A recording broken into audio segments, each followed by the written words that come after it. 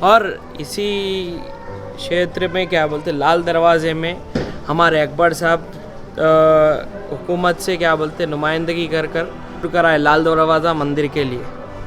इतना क्या बोलते इतना हिंदू या मुस्लिम हो या हिंदू हो हमारे एमआईएम पार्टी के तरफ से तो बहुत कुछ काम हो रहे हैं और कई प्रकार के क्या बोलते हमारे असेंबली हल्के में भी अप्रॉक्सीमेटली 200 to 300 करोड़ के काम हो गए।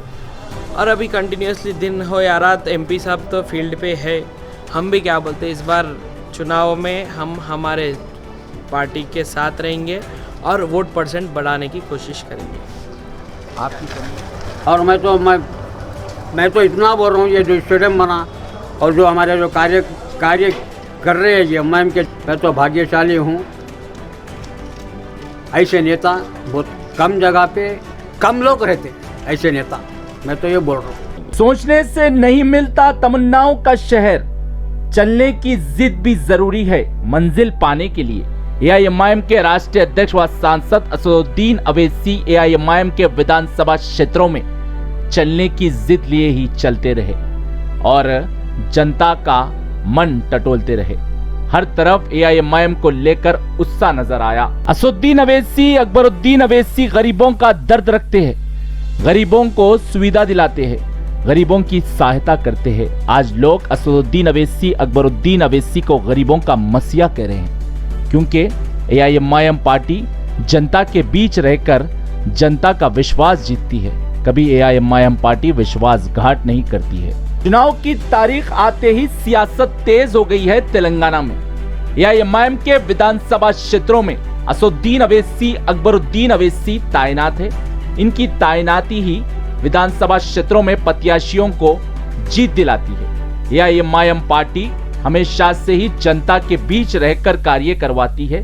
इसके अनगिनत उदाहरण हैं। कई विधानसभा क्षेत्रों में हिंदू समुदाय के लोगों ने एआईएमआईएम के अध्यक्ष असदुद्दीन अवैसी, एआईएमआईएम के फ्लोर लीडर अकबरुद्दीन अवैसी के कार्यों की जमकर तारीफ की और कहा कि हम दोनों नेताओं से अपने आप को भाग्यशाली समझते हैं।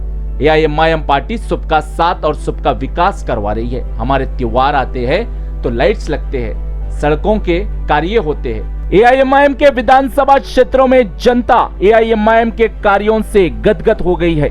एआईएमआईएम को जिताने के लिए पूरी तरीके से तैयार नजर आ रही है। एआईएमआईएम के प्रत्याशी को जीत का सेहरा सर पर सजाकर तेलंगाना की विधानसभा पहुंचाने के लिए बेसब्री के साथ इंतजार कर रही है। एआईएमआईएम के अध्यक्ष असदुद्दीन अवैसी ने एआईएमआईएम के कार्यालय दारुसलाम में चुनाव के तारीखों की घोषणा के बाद प्रेस वार्ता की।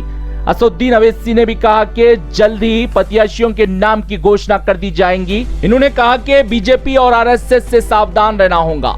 तीसरी मर्तबा भी बीआरएस की सरकार बनेगी तेलंगाना में और मुख्यमंत्री केसीआर तीसरी मर्तबा हैट्रिक मुख्यमंत्री बनेंगे। कांग्रेस और बीजेपी में कोई अंतर नहीं है, दोनों ही एक सिक्के के दो रुख है। दोनों भी झूठ परोसते हैं। केसीआर कार्य करवाए हैं और हर योजना का लाभ गरीब के घर तक पहुंचाने में हर प्रयास किए हैं। एआईएमआईएम पार्टी और बीआरएस पार्टी दोनों ही सबका साथ और सबका विकास कर रहे हैं। ब्यूरो रिपोर्ट, भारत की तरक्की।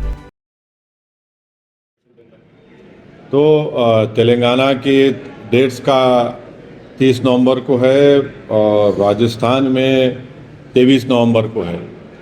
तो राजस्थान में हमने अपने 3 कैंडिडेट्स का तो अनाउंस कर चुके हैं और तेलंगाना का भी अनकरीब में कर देंगे। और ईसीआई ने जो डेट्स दिए हैं, हमारी पार्टी इस इलेक्शन के लिए शुरू से ही तैयार थी और तैयार है और हमारी वाहिद पार्टी है जो साल के 12 महीने पिछले 4.5 साल से हम लोग जनता के दरमियान में रहकर काम करते हैं। और मुझे यकीन है कि ख़ास तौर से तेलंगाना में जहाँ पर हमारे एमएलएज हैं और जहाँ पर हम लड़ेंगे, वहाँ की आवाम हमारी काम को, हमारी एक्सेसिबिलिटी को, हमारे अवेलेबिलिटी को, हमारे पार्टी के मेंबर्स की उसके ऊपर हमारा साथ देगी और इंशाअल्लाह हमको यकीन है कि एक बहुत बड़ी कामयाबी से अल्लाह हमको हमकिनार करेगा। और हम पूरा ताउन करेंगे कि इलेक्शन पीसफुल हो और सही इलेक्शन स्पिरिट में हो। हमने ये बात जब इलेक्शन कमीशन ऑफ इंडिया के तीनों कमिश्नर आए थे, चीफ इलेक्शन कमिश्नर से भी हमने ये कहा था कि हमारी पार्टी की तरफ से पूरा ताउन होगा और हम चाहेंगे कि इलेक्शन फ्री एंड फेयर हो और हम यही कोशिश करेंगे और हम चुनाव लड़ेंगे, अच्छी तरह से लड़ेंगे। क्या मुद्दे होंगे सर इस चुनाव में? तेलंगाना और राजस्थान में आप कंटेस्ट करने जा रहे हैं, क्या मुद्दे क्या हैं? देखिए, हर प्रदेश में, हर रियासत में मुद्दे मुख्तलिफ ज़रूर हैं और रहेंगे, पर एक मुद्दा ज़रूर है जो तेलंगाना राजस्थान में बड़ा कॉमन है। वो ये है कि अल्पसंख्यक समाज की, दलित समाज की पॉलिटिकल लीडरशिप हो, उनकी एक वॉइस हो, ताकि उनसे उनका पॉलिटिकल एम्पावरमेंट हो, जिसकी वजह से उनका सोशल जस्टिस उनसे होगा और डेवलपमेंट में, एजुकेशन में उनका हिस्सा होगा, सिक्योरिटी में इजाफा होगा। अब तेलंगाना में कई अलग इश्यूज़ रहेंगे, राजस्थान में अलग रहेंगे, मगर जो कॉमन चीज़ें हैं वो ये है, अब तेलंगाना में तो हमको ये उम्मीद है कि इंशाअल्लाह दोबारा केसीआर तेलंगाना के मुख्यमंत्री बनेंगे।